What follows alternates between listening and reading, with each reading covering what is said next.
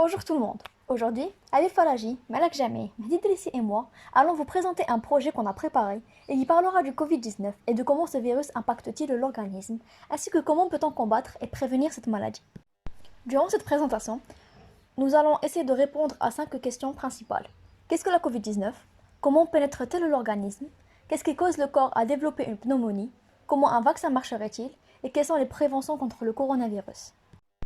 Commençons par donner une définition appropriée au Covid-19. Voici SARS-CoV-2. Il appartient à la famille des coronavirus, nommés d'après les pointes en forme de couronne à leur surface. SARS-CoV-2 peut provoquer la Covid-19, une infection contagieuse et virale qui attaque principalement la gorge et les poumons. Pour ma partie, je vais vous expliquer que se passe-t-il vraiment quand le coronavirus pénètre le corps humain. Comme tout autre virus, le coronavirus doit infecter une cellule vivante afin de se reproduire. Rentrons dans les détails. À l'intérieur du virus se trouvent des matériaux génétiques contenant des informations qui permettent au virus de se dupliquer. Ensuite, une enveloppe de protéines offre une enceinte de protection pour le matériel génétique pendant que le virus se déplace entre les personnes qui l'infectent. Une enveloppe extérieure permet donc au virus d'infecter les cellules en fusionnant avec les membres externes des cellules. Les pics sortant de l'enveloppe sont des fragments de protéines.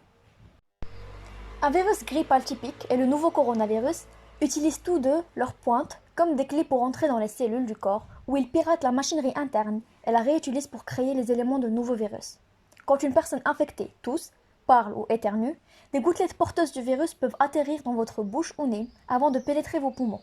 Une fois à l'intérieur du corps, le virus entre en contact avec des cellules dans vos poumons, nez ou trachée. Une fois en contact avec ces cellules, une pointe du virus s'insère dans une molécule réceptrice sur votre membrane cellulaire saine comme une clé dans sa serrure. Cette action permet au virus d'entrer dans votre cellule. Un virus de grippe typique voyagerait dans un sac fabriqué par la membrane cellulaire jusqu'au noyau de la cellule, là où les cellules abritent tout leur matériel génétique. Le coronavirus, d'autre part, n'a pas besoin d'entrer dans le noyau de la cellule hôte. Il peut accéder directement à des parties de la cellule hôte, appelées ribosomes. Les ribosomes utilisent les informations génétiques issues du virus pour former des protéines virales comme les pointes à la surface du virus. Un système d'emballage dans la cellule emporte ensuite les pointes dans des vésicules qui fusionnent avec la couche externe des cellules, la membrane cellulaire. Toutes les pièces nécessaires pour créer un nouveau virus sont donc rassemblées juste sous la membrane de la cellule. Ensuite, un nouveau virus s'échappe de la membrane cellulaire.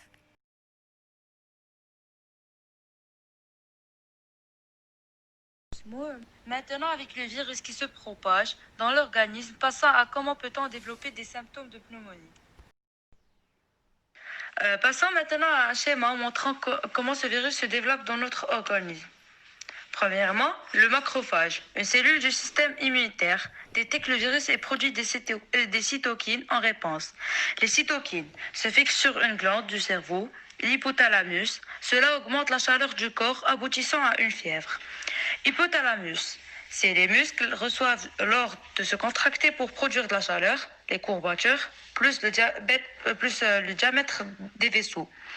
Troisièmement, les cytokines attirent les neutrophiles qui, en attaquant le virus, détruisent les pneumocytes. L'alvéole n'effectue plus d'échange gazeux avec le sang. Et maintenant, pour cela, il faut examiner les poumons. Chaque poumon a des sections distinctes appelées lobes. Normalement, quand on respire, l'air se déplace librement à travers la trachée, puis à travers les branches, puis à travers les bronchioles, et enfin jusqu'à arriver aux alvéoles pulmonaires. Nos voies respiratoires et alvéoles sont souples et élastiques. Lorsqu'on inspire, chaque poche d'air se gonfle comme un ballon, et lorsqu'on expire, ces sacs se dégonflent. Les alvéoles sont entourés de capillaires sanguins. L'oxygène de l'air qu'on respire passe dans ces capillaires, puis le dioxyde de carbone du corps passe hors des capillaires, dans les alvéoles, afin que vos poumons puissent s'en débarrasser lorsque vous expirez. Nos voies respiratoires retirent la plupart des germes dans le muqueuse qui tapisse notre trachée.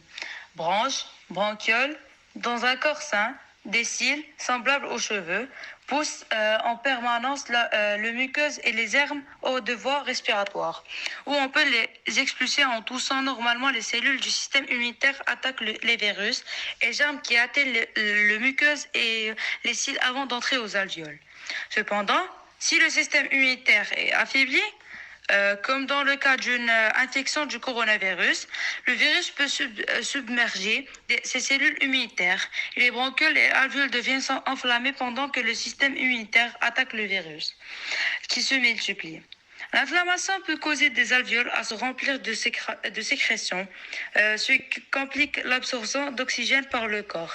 Ainsi, il est possible de développer une pneumonie, lobaire ou un lobe de poumon est affecté, ou avoir une bronchopneumonie qui affecte plusieurs zones des deux poumons.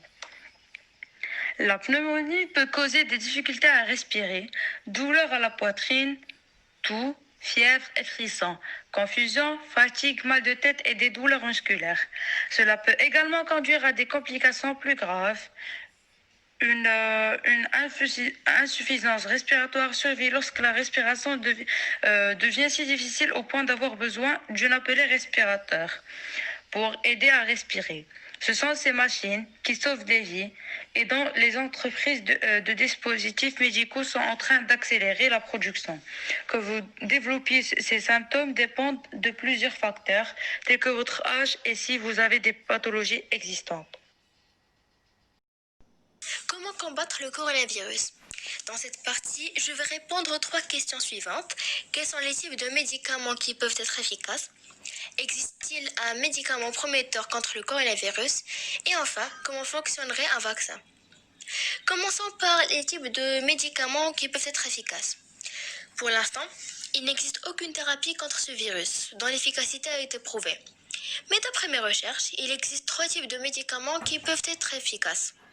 On a les médicaments antiviraux. Ces derniers affectent directement la capacité du coronavirus à se développer dans l'organisme.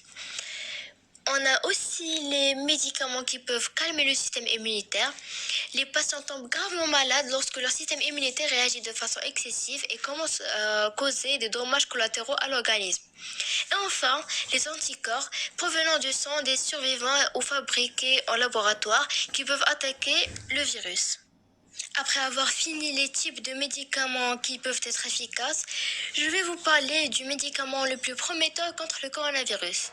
En effet, il existe un médicament qui a prouvé son efficacité lors des tests médicaux contre ce virus. Et c'est le remdesivir. Ce dernier est un médicament qui a servi pour lutter contre d'autres maladies et virus comme Ebola. Depuis, il s'est avéré efficace pour traiter d'autres virus mortels. Passons maintenant au fonctionnement d'un vaccin. Bien que tout cela semble effrayant, les efforts pour développer un vaccin contre le coronavirus avancent à grands pas. L'étude d'autres coronavirus ont mené la plupart des chercheurs à supposer que les personnes qui ont été infectées par le SARS-CoV-2 pourraient être protégées de la réinfection pendant un certain temps. Mais cette hypothèse doit être confirmée par des preuves empiriques et certaines études suggèrent le contraire. Il existe plusieurs approches différentes pour un vaccin potentiel contre le coronavirus. L'idée de base est de recevoir une piqûre qui contient une version affaiblie du virus. Le vaccin exposerait alors le corps à une version du virus trop affaiblie pour causer une infection, mais juste assez fort pour stimuler une réponse immunitaire. En quelques semaines, les cellules du système immunitaire produiraient des anticorps qui seraient spécifiques au coronavirus ou spécifiquement sa protéine en pointe. Les anticorps se fixeraient ensuite que le virus l'empêchant de se fixer aux cellules. Le système immunitaire réagirait alors aux signes des anticorps en consommant et détruisant les virus. Alors si on attrape le vrai virus à un stade ultérieur, le corps le reconnaîtra et le détruira. En d'autres termes, le système immunitaire sera préparé. La collecte de preuves sur si cela sera possible. Sûr et efficace fait partie de ce qui prend beaucoup de temps aux chercheurs pour développer un vaccin. C'est une course contre la montre de développer un vaccin en période de pandémie. Chaque étape du développement d'un vaccin prend généralement des mois, voire des années. Un vaccin contre l'Ebola a battu des records en étant prêt en 5 ans. L'espoir ici est développé un pour le coronavirus en un temps record de 12 à 18 mois. Bien que tout cela prenne du temps, vous pouvez rester à la maison si vous le pouvez pour protéger les plus vulnérables. Et n'oubliez pas de vous laver les mains pendant au moins 20 secondes et aussi souvent que possible. Maintenant, passons au dernier point, c'est comment puis-je me protéger et éviter que la maladie ne se propage. Tenez-vous au courant des dernières informations sur la flambée de la Covid-19. disponible sur le site web de l'OMS et auprès des autorités de santé publique nationales. Des cas de Covid-19 ne sont produits dans la plupart des pays et de nombreux pays sont touchés par des flambées. Dans certains pays, les autorités sont parvenues à ralentir la progression de la flambée. Toutefois, l'évolution de la situation est imprévisible et vous devez donc vous tenir régulièrement informé.